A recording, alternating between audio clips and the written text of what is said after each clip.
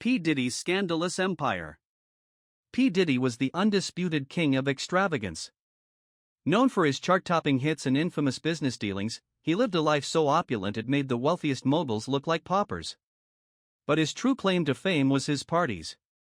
These weren't just events, they were full-blown spectacles that made headlines for weeks. Diddy's latest bash, held in his largest Malibu mansion, one of 7 properties he owned globally, promised to be his most excessive yet. The invitations alone were rumored to cost more than a small yacht, and attendees had to sign non-disclosure agreements that rivaled treaties between nations. Guests arrived to find the mansion outfitted like a hedonistic amusement park. One room featured a floor-to-ceiling chocolate fountain, another housed an indoor jungle with live animals prowling under artificial moonlight. But the piece de resistance was the infamous Red Room, a chamber stocked wall-to-wall with glittering cases of lubricant and specialty paraphernalia so vast it could supply a nation. P. Diddy lounged in the penthouse overlooking the chaos, sipping a $50,000 bottle of champagne. This, he declared to his entourage, is legacy. The night descends into chaos. The guest list was as illustrious as it was infamous: A-list actors, tech billionaires, and even a few politicians who claimed they were just there for the music.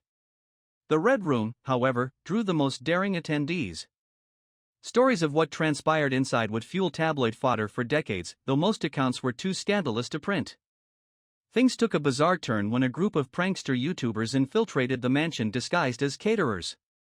Armed with hidden cameras and live streaming gear, they captured footage that ranged from mildly embarrassing to outright career-destroying.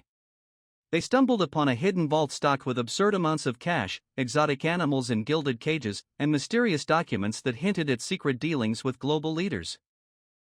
Meanwhile, the journalist embedded at the event unearthed even more damning material. In a hidden conference room, Diddy was hosting a clandestine meeting where political favors were traded for outrageous sums of money. The grand unraveling. As the night spiraled further, tensions erupted. A fight broke out in the Red Room, sending bottles of lube flying like missiles. Diddy, high on his own supply of arrogance and confidence, tried to calm things down by throwing stacks of cash into the air, but it only made things worse. Amidst the chaos, the YouTubers live-streamed directly to millions of viewers worldwide. By morning, P. Diddy's empire had crumbled in real time. Law enforcement, tipped off by an outraged whistleblower, raided the mansion in a dramatic, blockbuster-style operation. SWAT teams stormed the premises, their boots slipping on the mansion's conspicuously slick floors as they confiscated piles of incriminating evidence. The fallout.